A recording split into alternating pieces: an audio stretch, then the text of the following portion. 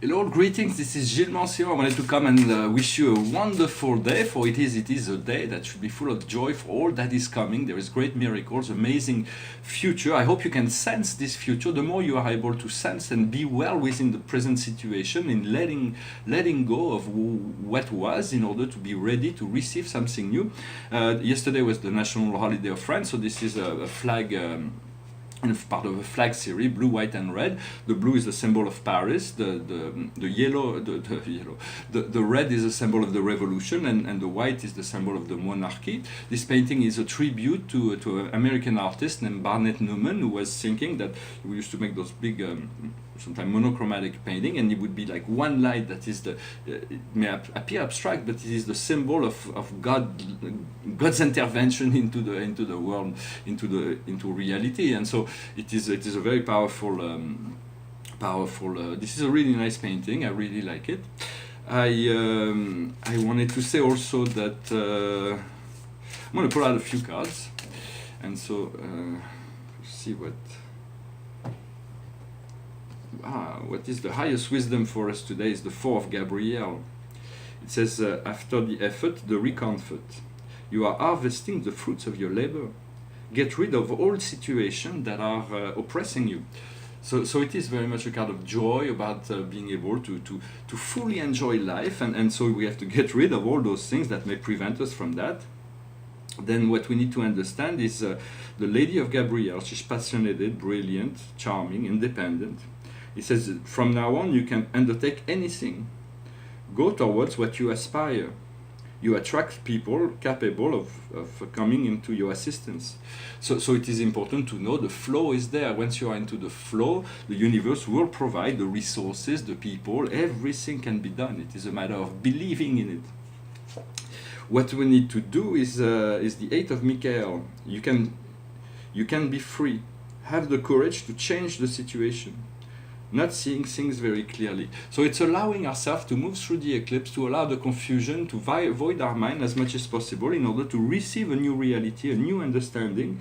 And the general message for us is the Two of Gabriel. It says, be fearless and make ambitious choices. Progress is possible. To privilege relation with people who see things as you are. So it's about keeping the focus on friendship, on what is really wanted. And I've been on that subject. I reconciled myself with Aristotle.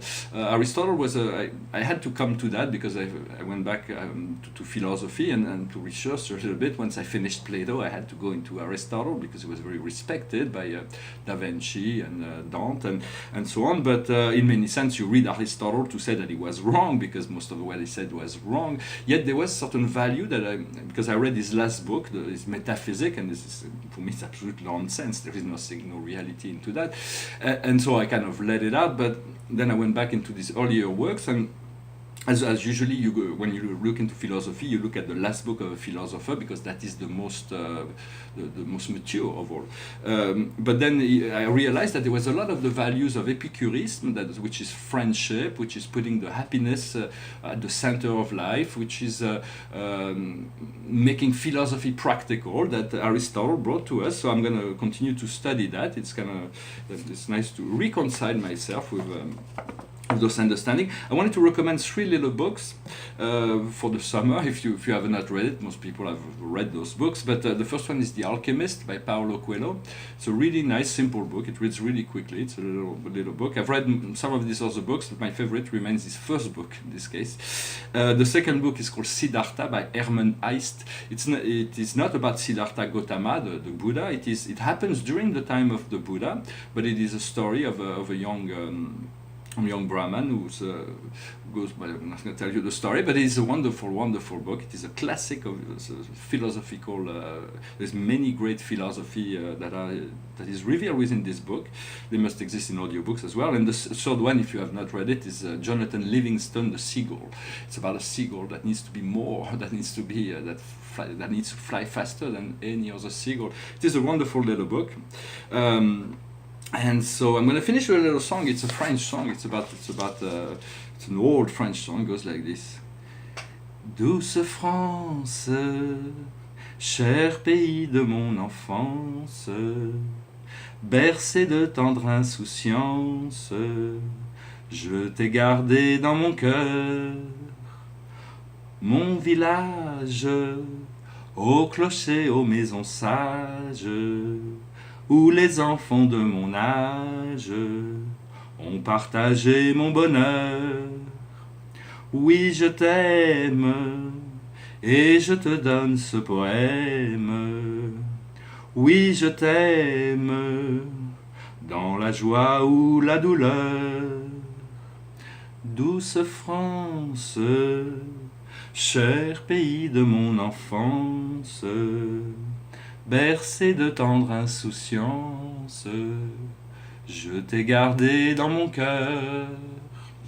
Thank you very much. It was a national holiday here, and now there is like this big preparation for this final World Cup.